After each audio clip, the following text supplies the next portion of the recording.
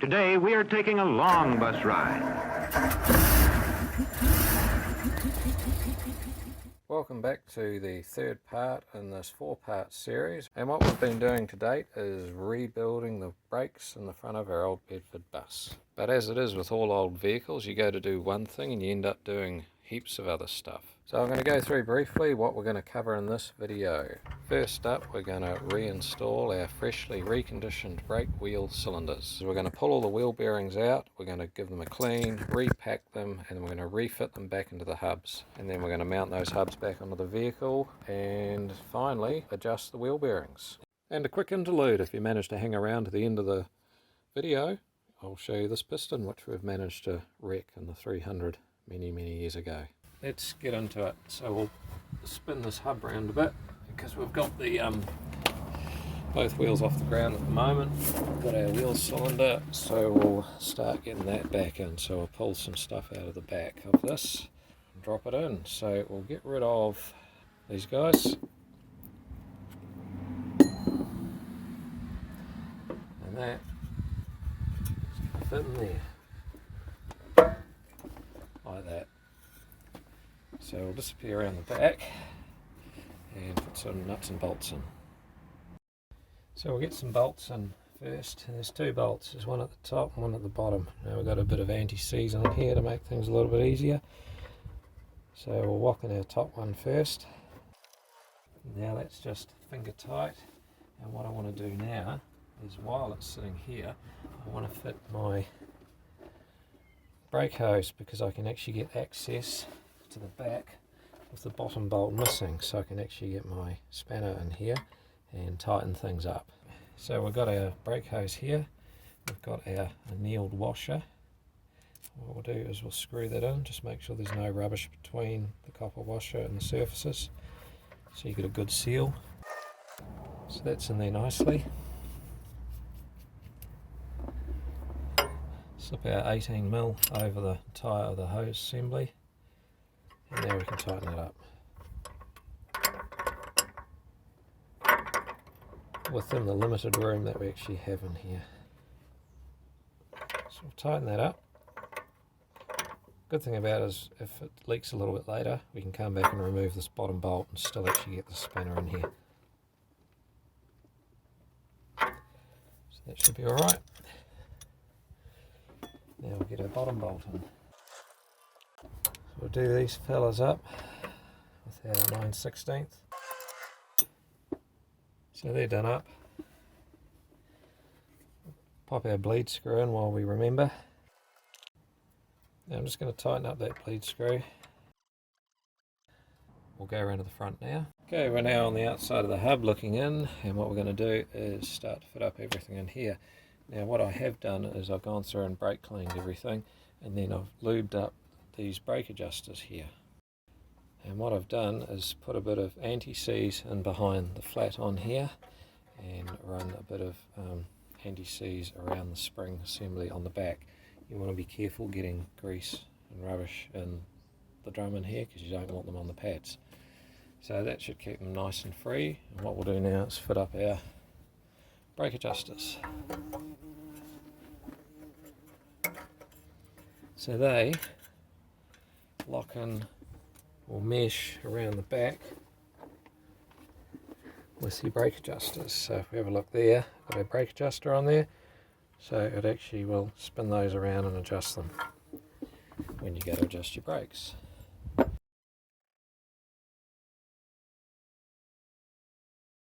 we've now got that in there. There'll be a little spring in here, got sitting here. We need to get that in now. There's a little hole on the back and the front. So good, so we'll do our back one now.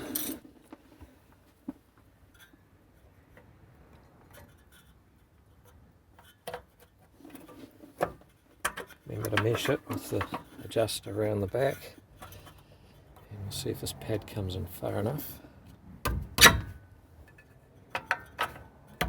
No, we've got to wind it out a bit.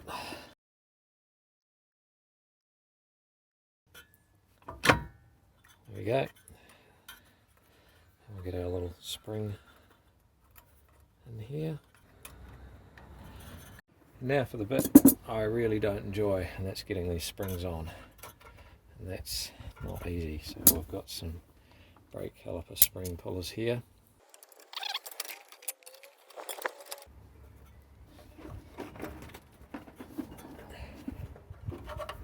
So it's just sitting in there now. Oh, a bit of asbestos. Let's try the front one.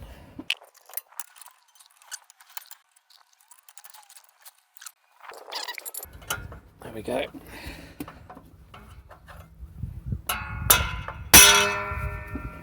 Done. Should have got the gloves in the first place. Okay, so they're all in there. We'll spin the adjusters around the back, just make sure they're going. We'll bring these out a little bit, just take up a little bit of the slack in here.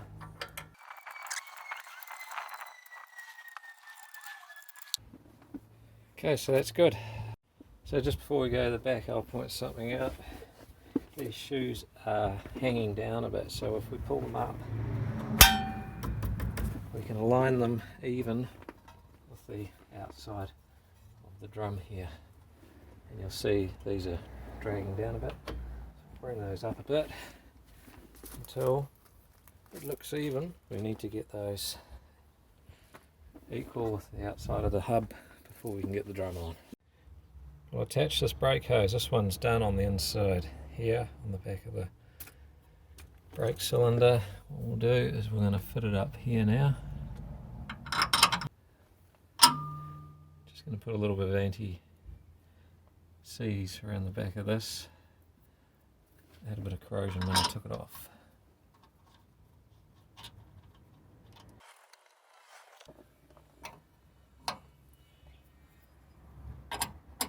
We'll nip them up without spinning the hose. So that's good. Now we can go and fit the flare fitting, but I'll go get a rag and we'll clean all this up before we put it on. So I'm going to clean these fittings. You don't want to use an oily old rag that's got mineral grease on it, paraffin based oils, because brake fluid does not like that. So we're going to use just a clean cloth. Now I've got a bung stuck in here to stop it leaking out, emptying out the brake reservoir. We want to clean the flare in there, so I've just given that a clean in the end there. See the brake fluid escaping. So we'll go and fit this up now. So we've got our flare nut spanner here, 5/8. See if we can get this started. We'll put a spanner on the inside here and one on here, and we'll give it a tighten.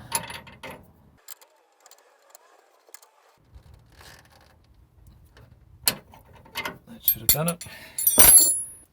We'll know once we start to bleed them if we've got any problems in there.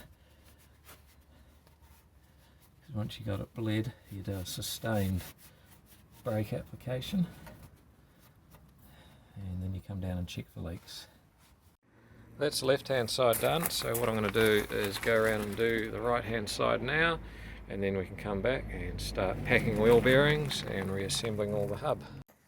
I've got the outer bearing sitting here on the bench, which I'm going to clean all the grease out of that by blowing it out with the air gun. That'll get the majority of it out, and then we'll clean up the rest of it, brake clean. We'll need to pull the hub seal out so we can get this bearing out, and we'll get a new hub seal. So we'll use the tool to get in there. So that's hub seal out. We'll get a new one of those, and we'll get our bearing. Right, this is the outer bearing. We'll use the air gun to get the majority of the grease out of it. We've blown out our small one. It's come up pretty good. Give it a little wipe. Or attack the big one now.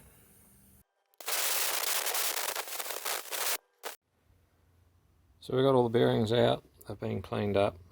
We're about to use some brake clean on them.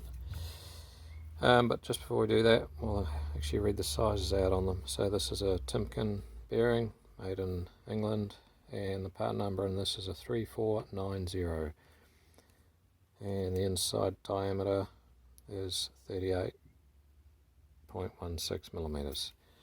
Now that's the outer bearing, and now we've got the inner bearing, which is a lot bigger. This one is I think it says SKF up here, GT Britain, and the part number is K-39581, and the inside diameter on that one is 57.18. So what we're going to do is stick these up here and tack them with the brake cleaner, just to give them a good clean up. We'll do that with both of them, and then we'll repack them with grease, back in the hubs, back in business.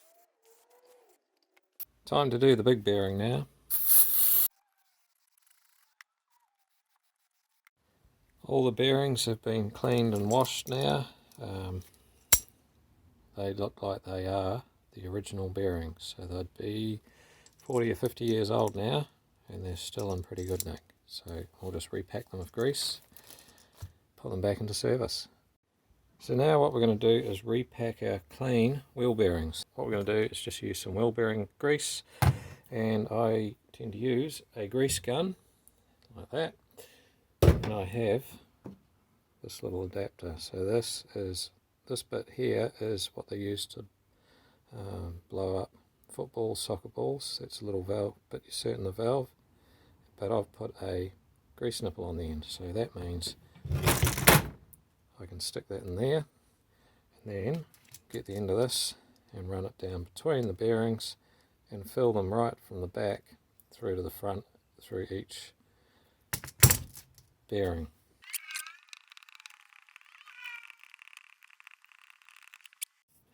And now for the really messy bit.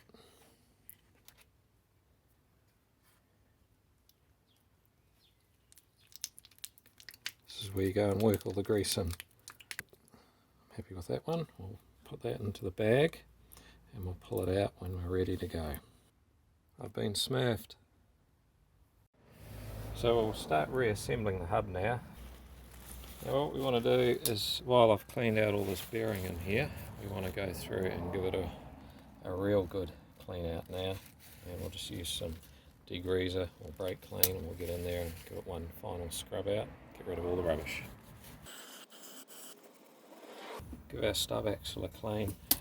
In particular, we've got our seal that runs in the back of the hub here to stop the grease getting out of the wheel bearings into the drum. We're going to clean all around the back here. So we're going to pack a whole lot of wheel bearing grease in here, and what I'm going to do is I'm going to fill up the inside of this barrel here and then smooth it all around.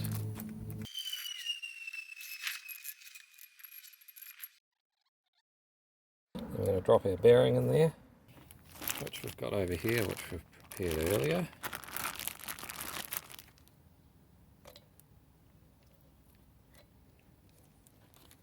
Now we're going to go and fit the seal. You missed that bit, but I've gone and drifted that back in by running around like that all the way around the edge.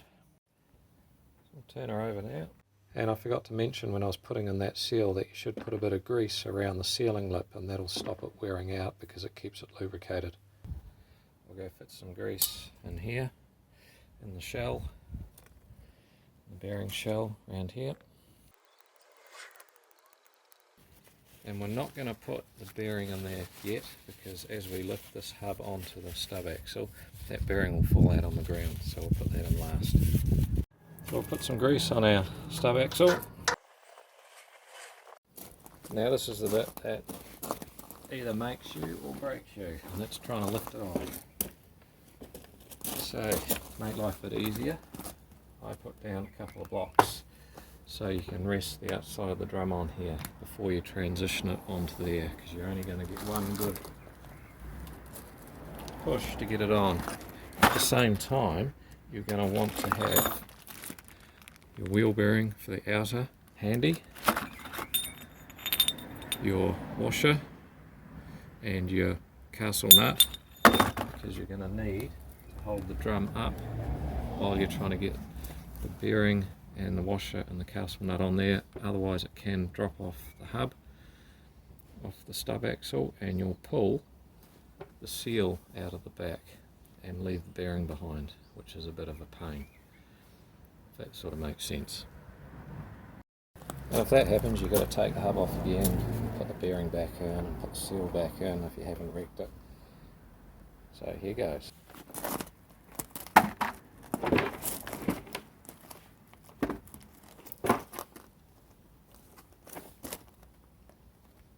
Looks about the right height. Now you don't want to nick your seal with the stub axle as you're running this in.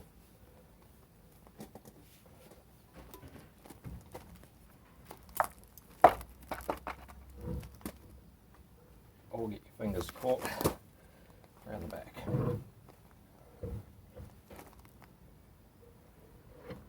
There you go. That slid on easy. As I was saying, keep your hand on the top, keep it pushed in, because if it slides off the axle at this point, you'll pull your hub seal out of the back. Get your wheel bearing out that we have prepared earlier. This guy here. And we're going to fit that in there. And you got your washer. It has a little T pointy down bit. Goes at the top and holds the bearing in. Then you've got your castle nut which goes on. The whole time you're holding the hub, the drum at the top to stop it coming off the axle. There we go, we can let go now. So, what we're going to do now is set up our bearing. And bearings in vehicles of this size have a preload on them. And you go, well, how much is the preload? Well, the preload is how tight this nut is done up. So with a new bearing, the preload is a lot greater than a old used bearing like this that we have installed. The bearing's perfectly fine, but I'll roughly demonstrate how I set it up. Now I'm not using spring balances or force meters for this. This is just a gut feel and experience. So this is what I do and it works. So this needs some amount of load on it. So that's where it just starts to nip up. So what we're going to do is tighten it up firm, nice and firm, while rotating the hub to seat the bearing. So we spin the hub and then we tighten that up while spinning it. And that's fairly firm. So we're now going to back this off because we've seated the bearing. So we back it off. And we're just going to nip it up while spinning that around. Just a light firmness. It doesn't have to be really, really tight. It's just a nice nip up. And that's about where we want it. Because you need some load on these. So there, that's what my gut feel tells me. And I've been doing that for years. And it's always worked. But you don't want them loose. You don't want that hub floating around in there. There should be no looseness in the bearing. It just needs to be nipped up with a little bit of firmness on it. That's how I set these up. I've trimmed down the little split pin to suit, and we're going to put this shorter one facing in. Just drop that down in there.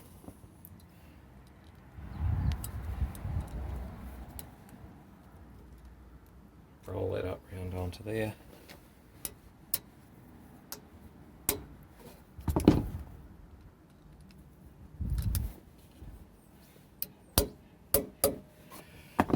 And then the one that's sitting out underneath, I'm just going to tap that back in a little bit.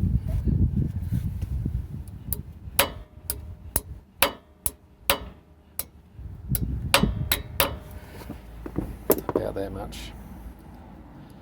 So nothing's going to come out of there. And we're clearing the thread on the dust cap as well, because you don't want that bottom pin dragging on the inside of here. So there's your split pin in, and if you have a look on the bottom you'll see we've got that little one just bent under a little bit and top one running up the front. What we're going to do is fit our wheel bearing cap now, and I'll come back later and tighten this up properly, but for the time being I'm just going to leave it like that, because once I get the wheels on I'll check the wheel bearing for any play. I doubt there'll be any, but you never know. Now, just before we disappear, a bit of show and tell. This is one of the pistons out of my 300 petrol. Have a look what's happened to that. And this happened in the deep south of New Zealand here, coming out of a place called Devil's Creek, whizzing along at 90 k's an hour, and she shaved the side off the piston and blew hot molten aluminium all through the engine. And the reason, or the root cause of the problem, was when we had it rebuilt, the engine rebuilder made a little bit of a mistake, and we believe that they didn't leave enough space between the ring and the piston, because they put double spacers in here because it was a little bit worn. So there wasn't enough tolerance in there, and it got hot because it was running on LPG, and that's savagely hot, and it's pinched the ring, and the ring's hung up on the side, and I think they call it blow-by, or it's like a gas cutting effect, and it's gone and melted the side out of the piston. Blew hot molten metal all through the engine. We towed it back to town behind a Hilux, pulled it all apart, got a new piston out of the UK, oversized piston, because this is an original, and we had the cylinder rebored in place, didn't even take the engine out, cleaned all the aluminium out of the engine with kerosene, put a new piston, drove off, never had any problems since. So there you go, that's my show and tell. Hope you enjoy these videos. We'll see you next time. Today we are taking a long bus ride. Mr. Fisher drives our bus. Time to go. Let's hope we'll take a bus trip together again.